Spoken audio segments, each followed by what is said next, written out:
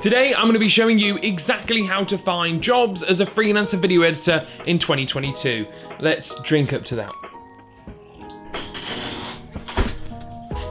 So as I just said 2 seconds ago, today's video is about finding work as a freelance video editor. And I know coming into 2022, a lot of people are going to be making the transition over to being video editors. And here on the channel, my main aim for the moment is to help new and up-and-coming freelance editors find work in many different ways. I'm an avid lover of making sure that if you're working, do something that you love to work something that you love to do. Something about on the same lines of that, but it's basically that quote. It is so important to actually enjoy what you're doing.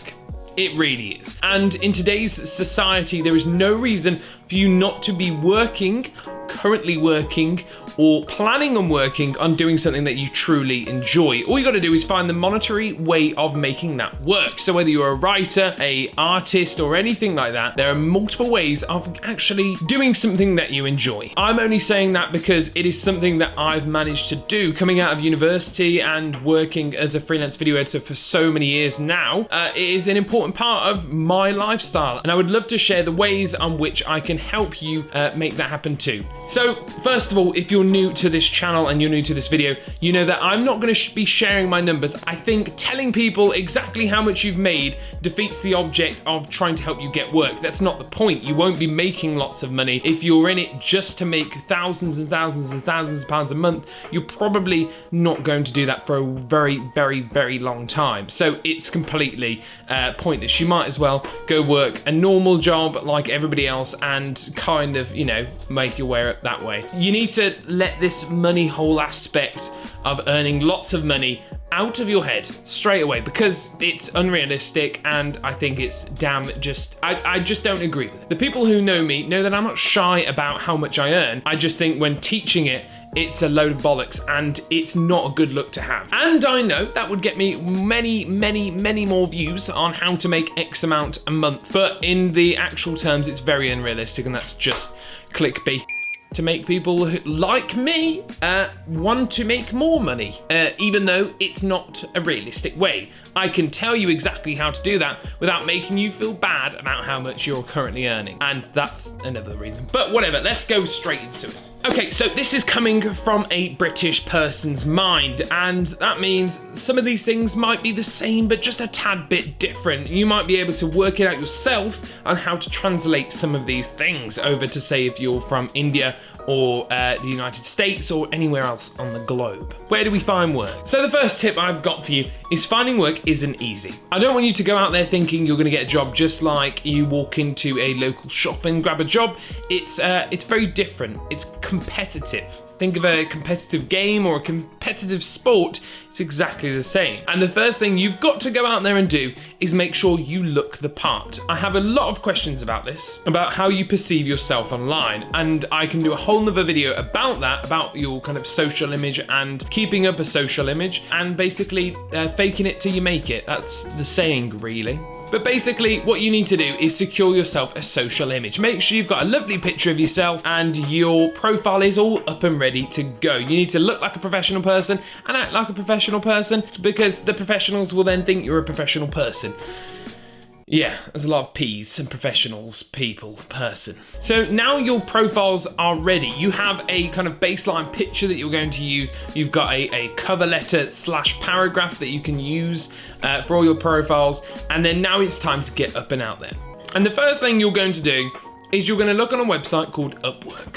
Upwork is one of the websites that I first got started off on. I didn't make a lot of my freelance money on Upwork, but it is a great site to really get the juices flowing. So I'm going to give you some pros and I'm going to give you some cons. Upwork is a highly used website. It is respected in all fields of work. You can do anything from writing, digital art, to freelance video editing. Anything, completely anything. It has loads of jobs on there. It's constantly being updated and it's very highly supported. It works, to be perfectly honest with you. The way it works is you get a number of credits each month to find work with. You can buy more credits or you can kind of save up. So if you don't apply for too many jobs, your credits will cross over. So I didn't go on it for about nearly half a year and I had over like 120 credits to apply for jobs with, which is always great. free things are nicer. But the downsides to Upwork is so competitive. You have to have a good profile, you've got to have a good cover letter and a good CV. Yes, you can get through with loads of jobs with no cover letters or CVs or anything from ground zero. You can make ground zero work, and I made ground zero work. What I did is I went for the lowest jobs, got 5 stars, aimed for that, and then I could use those 5 stars to say, okay, listen, I've got 4.5, 5-star review on my profile. Trust me, basically. But saying that, it is a very hard website to get. It's hard to really get through the system. There's a lot, like I said, there's a lot of competition. There's a lot of people aiming for work just like you are. Even somebody like myself who has a lot of experience, I lose out on clients all the time. You've got to always remember you're going to lose a lot. It's about getting the ones, keeping those ones, and turning them into recurring clients. And that is just by having a good relationship with them. If you're not a people person, look at some stuff online to kind of like how to connect with people. Maybe I do a video on that in the future. So Upwork, sorted. Your profile's on Upwork, you're ready to go. You've understood the kind of way it works, and it's a great resource. Probably one of the best, I've got to say, on this whole list. The next one is Fiverr. Fiverr is one I have had a bit of an uppy-downy relationship with, to be perfectly honest. I say up and downy not as in good and bad, but is in I haven't worked on Fiverr merely at all. I've done small jobs on there, I've kind of learnt the way, and every time I go to be like, okay, I'm setting up a Fiverr profile, I end up getting a reoccurring client, so I just have to cancel all that kind of work.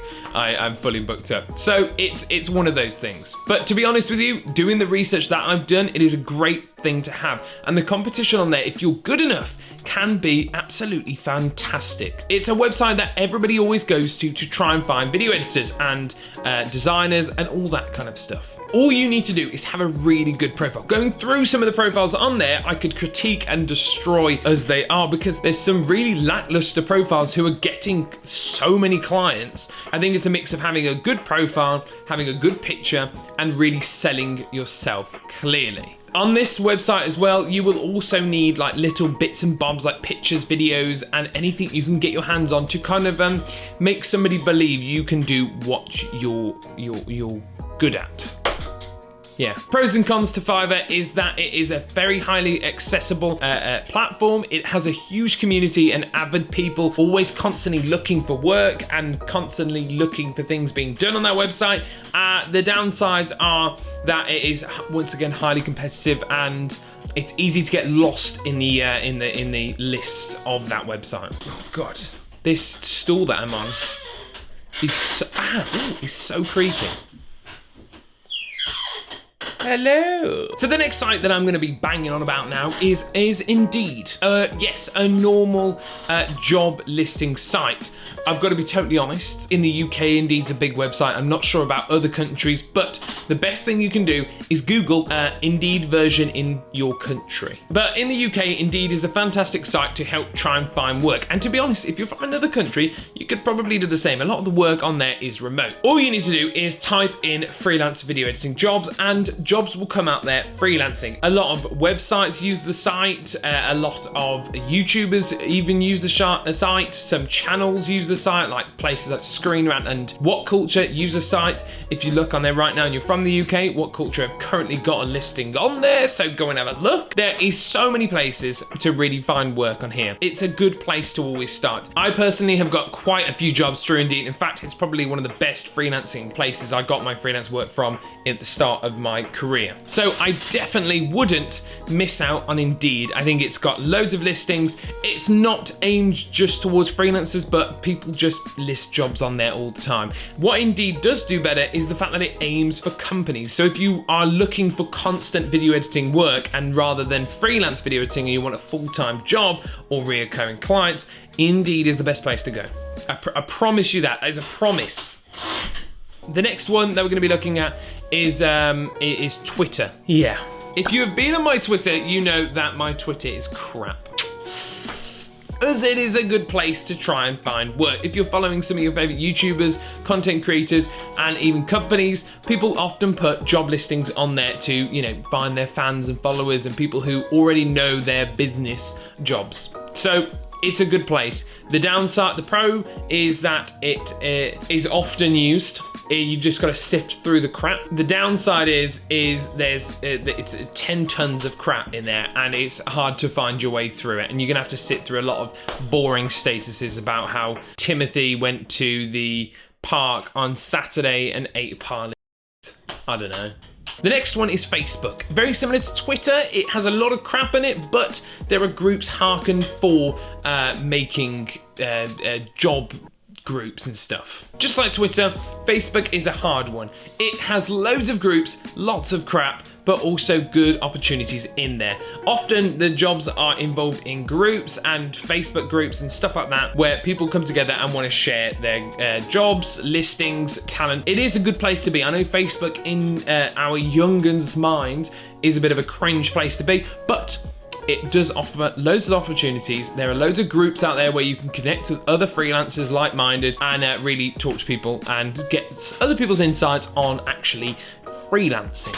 So that's all my tips for this video. If you want another one, make sure to hit that like button. I make lots of content on here, whether it's to do with filmmaking or freelancing or just whatever. You'll just see. Just subscribe. It's a world of fun. It made me sound like the Joker, that did. I do live stream in the week on Thursdays, so make sure to hit all notifications and all that jazz so you do not miss out on the live streams, because you can come and just ask me a question. It's the easiest place, rather than, even though I do want you to leave a comment, it's easier for you to come to the live stream and just ask it me, because funnily enough, I do like talking about this topic. So if you found help from this video, please, like I said, I don't know, I'd say it too much. I feel cringe.